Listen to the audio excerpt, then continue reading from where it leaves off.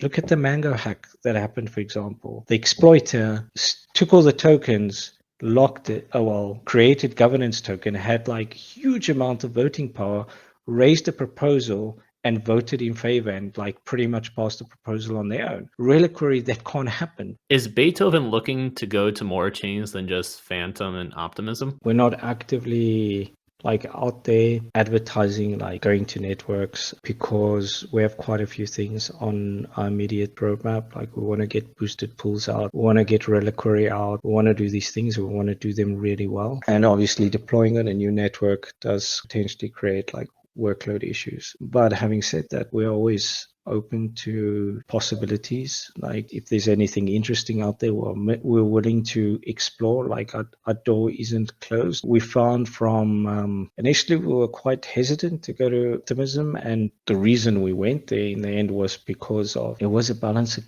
collaboration. Like up until that point, we weren't really looking to go cross-train. We were still focused on executing to the best of our ability on Phantom. And like our goals for Phantom still hasn't changed. Like we still want to become the number one DEX on the network. If it makes sense, yes, we are open to exploring other networks. Well, we've been alluding to Reliquary quite a bit here. Can you dive in and give us a simple explanation as to what Reliquary is and why you chose to go down that path? I guess in its simplest form, you can think of Reliquary as the next evolution of the MasterChef contract that was made popular through SushiSwap. For those that aren't aware, the MasterChef contract is an implementation that emits tokens on a per block or per second basis using allocation points to various farms. It's kind of fixed in its design. The only parameters that you can change is the number of tokens that are minted per block or per second, and then the allocation points to the farm. So it is like once it's set, it's kind of is limited. But then Reliquary changes that, and it adds a whole new bit of flexibility. The thing that we love the most about Reliquary, well, me personally, is that it doesn't lock you in. Things that I personally like the least about like the vote escrow model is you lock today, tomorrow, unless you relocking, your position is diluted. Right. So you're losing your power every day that passes, and you're stuck in there. You can't get out of there. Like those tokens are locked for however long the period is. And I think like this year, there are few people that are in a bit of quote unquote pain because they are stuck in locked positions and they are not able to manage them with like significant market moving events. And Reliquary doesn't do that. So Reliquary addresses both those factors where you can change the dynamics in terms of how a person's percentage matures the longer that they're in there. So you're actually rewarding long-term use instead of diluting. And the position is always liquid. Like you could either sell the relic or the FNFT on a secondary market. But if the market doesn't suit you, which, sometimes NFT markets are illiquid, you can remove all your liquidity instantly. There's no waiting period. Like you have full control when you can access those funds. There's no locking period, and that is a big thing. Like we didn't want fBEETS holders to feel like they are locked and they're stuck with us. Maybe stuck is the wrong word, but you know what I mean. Right. They can, for whatever reason, they can close their position and they can enter it in again. And when they enter it in again in the future, they can either purchase one on the secondary market, or they can start at the first level of the maturity curve. And that flexibility is super important for us. This is quite new tech coming out from Byte Masons. In fact, it's not even really out yet. It will be shortly, but it's not even out yet. So it probably hasn't been battle tested on the public arena. So why are you guys taking such a risk with Reliquary? DeFi evolves, as we spoke about earlier, right? And if you think about the vote escrow model, like I don't know what like the thought was that went into developing the model, but if you look at it now, does it actually make sense? Does locking make sense? And perhaps it did in a bull cycle, but does locking make sense in a bear cycle? Does locking make sense in a crab market? Like it's a very rigid system in a industry that has quite extreme market cycles. Economically, that doesn't make sense to me personally, right? So it needs to evolve.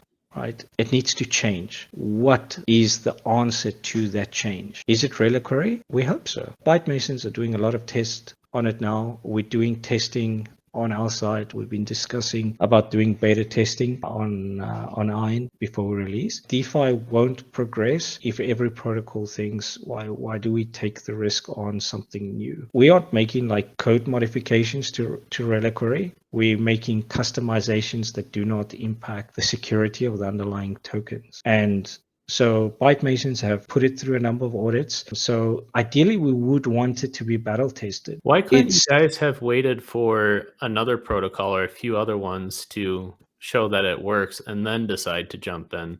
What's the main benefit of as soon as Reliquary comes out, you're like, all right, here we go, we're in? What happened was, when was it? Feb, March? Around that time last year, locking was like the in thing, and there was a large section of the community, well, maybe a vocal section of the community that wanted a locking type model. And some members of the team didn't believe it to be the correct outcome. That kind of was irrelevant. Like, we are DAO after all. So we did some work behind locking. We got our social scientists to do an actual study on the impact of locking, on what people thought about locking. It went to governance vote, and the implementation of a locking model was approved. And we were going to start working on the locking model. And then this opportunity for the optimism deployment came up, and it became a discussion. Well, we can't do both. Like, the community had to choose. We either delay locking for a bit or not do the optimism deployment. They chose, well, let's delay locking. Well, we don't have it now already. And when time came to start working on locking again, time had passed, and well, it wasn't only reliquary. There were a few other options that became available that were still new, but were started entering the market that, like, okay, well, before we start working on locking, let's see, has anything changed? Found reliquary, really liked the possibility of reliquary, and then engaged with the community on it. Well, look, community voted, they wanted locking, so we need to implement something. We found this technology that could be interesting. It is not battle tested. It is a new technology. These are all the benefits. These are the potential drawbacks. If you vote yes, we go ahead with reliquary. If you vote no, we implement a locking solution. We're doing it now because if we didn't do it now, we would then have to have implemented a locking solution. And the thing with a locking solution is, once you go into it, you can't go back. With reliquary, the first iteration is we're only doing fBEETS, which is one farm. And if there is an adoption, we can always pull the plug and implement locking. That's the beauty of it. We don't have to be all in. And if it is successful, like we hope it will be, we can then start moving each and every other farm into a reliquary type model. So what's the benefit of Reliquary then? Is it a matter of not being diluted, as you alluded to before, when it came to the escrow model? I think it's better suited to rewarding you for being committed to the protocol without necessarily having to do an action. I don't think having to lock every day is a sign of you being committed to the protocol. I think you just showing up every day, leveling up your relic, shows that you're committed. And if you decide halfway through, for whatever reason, you don't want to be committed anymore, that's okay.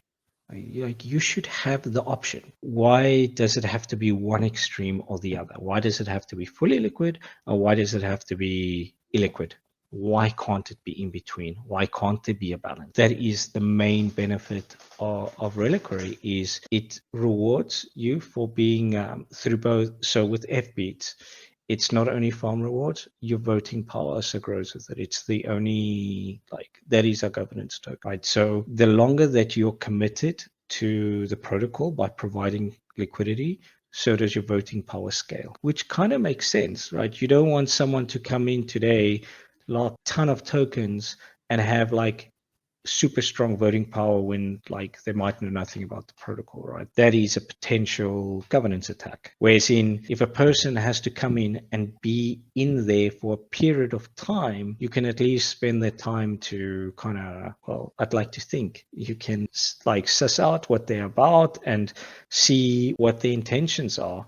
and then the community can act accordingly. Look at the Mango hack that happened, for example. The exploiter took all the tokens, locked it, created governance token, had like huge amount of voting power, raised a proposal, and voted in favor, and like pretty much passed the proposal on their own. Reliquary, that can't happen, because like the minute you do that, like you start at the bottom of the voting scale. The rest of the community would then be able to downvote something like that. But the revenue fee that you also gain from Reliquary, that also scales as well, correct? So one is the governance that ramps up, but then so does the FBEETS. So the longer you locked in, the more FBEETS you're going to get back, correct? And that's actually a really good question, because I don't think we've covered revenue so much in our documents, whereas in your farm rewards do scale the same way your maturity does. So if you're in the FBEETS farm currently and you're getting beats, that will then go on the curve in the future.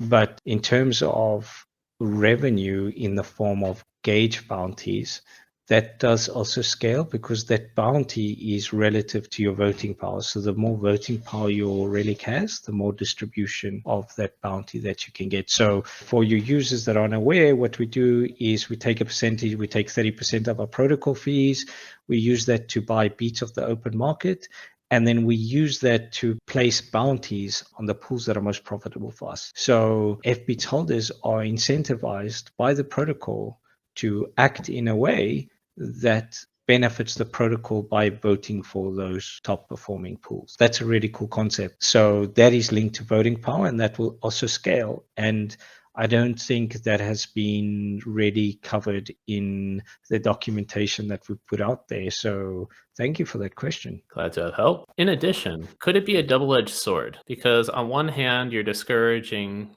whales to just come in, don't like put in the tokens, quickly do their vote, and bounce out. However, people that are just starting at the beginning, small fishes, got a little bit of funds, they look and they say, what's the point? It's going to take me forever to reach this level. There's people that have already been in this for a long time before me. Would that potentially discourage new users from coming in and creating relics? That is what we try to mitigate with the shape of our curve. The curve is designed with certain checkpoints. There is high growth in the curve right at the beginning that would incentivize new users to enter relics. Then there's a period where the growth slows down, which then allows an opportunity for you to take a more active role in managing your position and decide whether you want to explore secondary markets or not. And if you've held through that period, you get rewarded with high growth rates towards the end. Now, if you're coming in with a smaller size, like you're still coming into a high growth period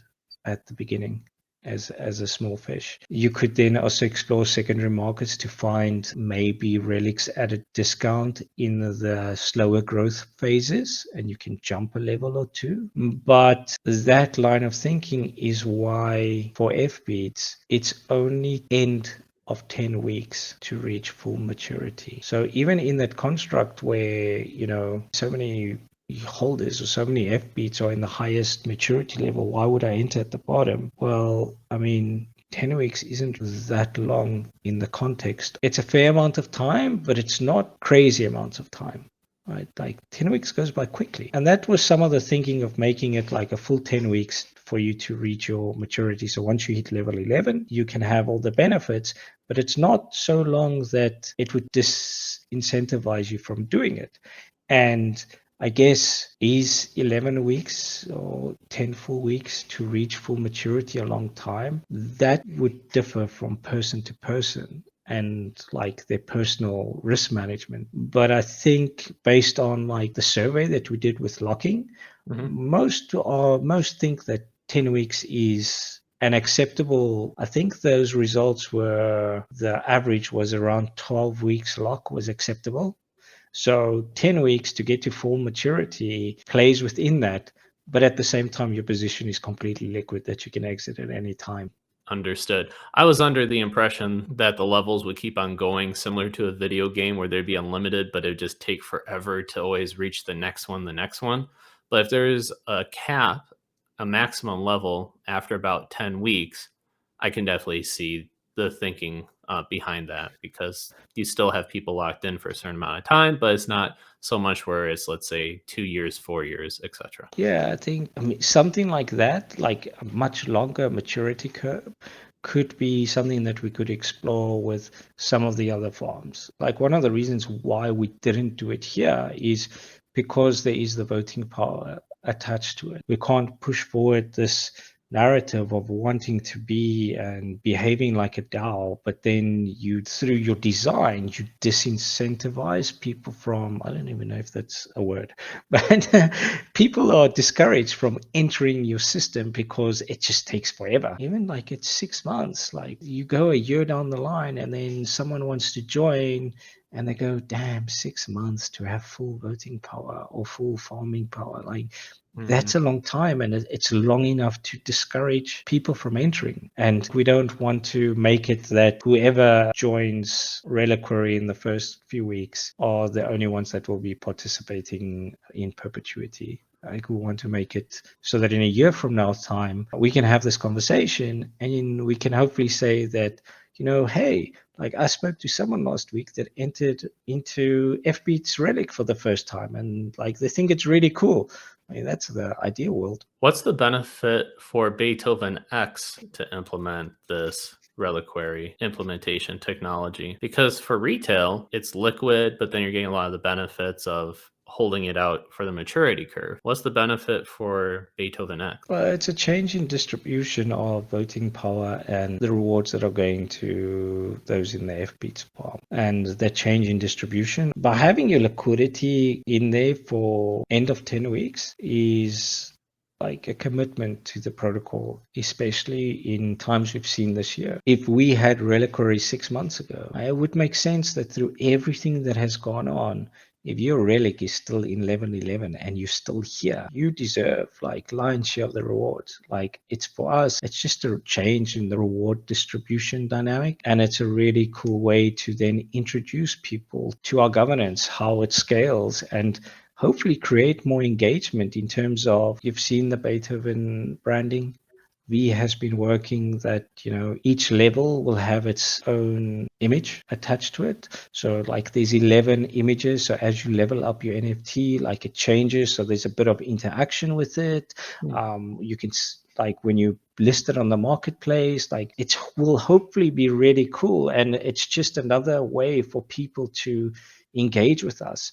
I think what we found interesting over the events of the last 8 months is that something more than just offering the highest yield is what keeps people at your protocol, whether it's using you for swaps or farming or in the community, right?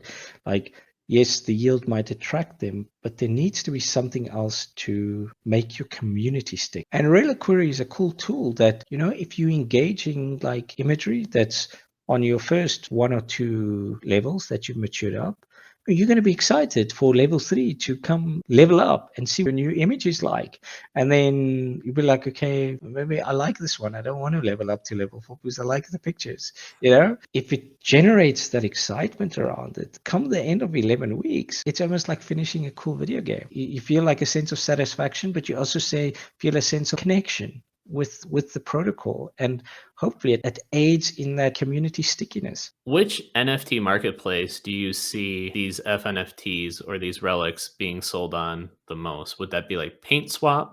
Do you have some sort of partnership to say, hey, we want this to be the home place for it, so let's create a partnership? We started speaking to PaintSwap about doing an integration with them. Byte Masons are developing their own marketplace for relics across the board.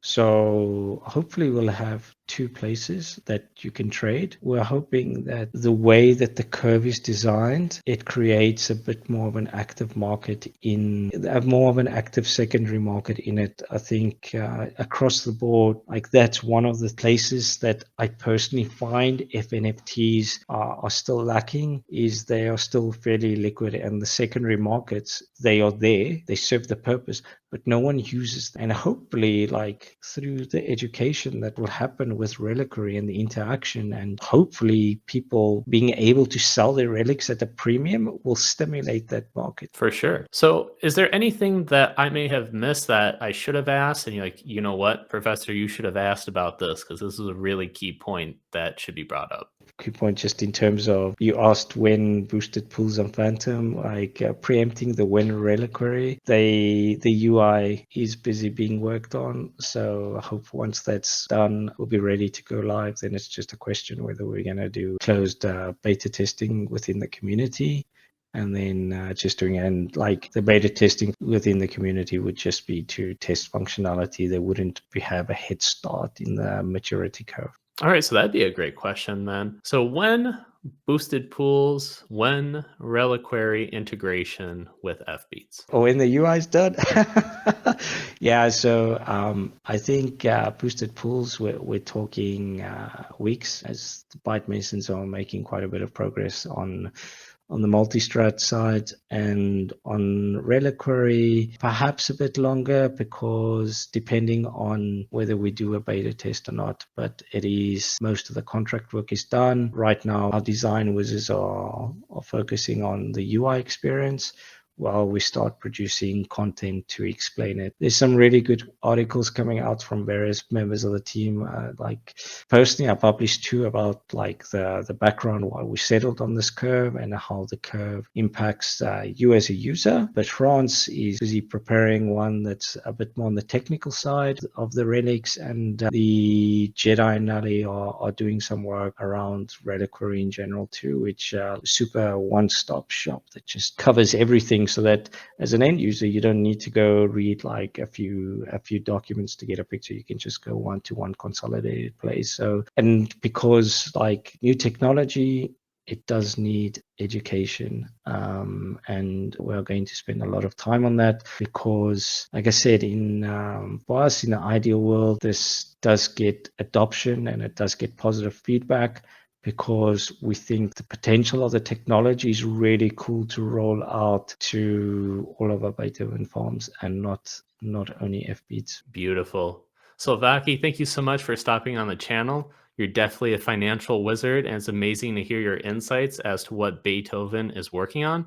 So, what's the best way for the audience to stay up to date with what you're working on and the developments of Beethoven? Yeah, thank you so much for having me. It's been such a pleasure. If you'd like to keep in touch with what we're doing, you can follow us on Twitter, or you can pop into our Discord. Like, the team is always available, always talking. You can reach out to us anytime. We are very accessible. For the latest news, Twitter is maybe a nice place for the guys who are putting out super cool thread. We look forward to everyone dropping in. So links will be in the description. That does it for today's video. Make sure to like and subscribe. I'll see you in the next one.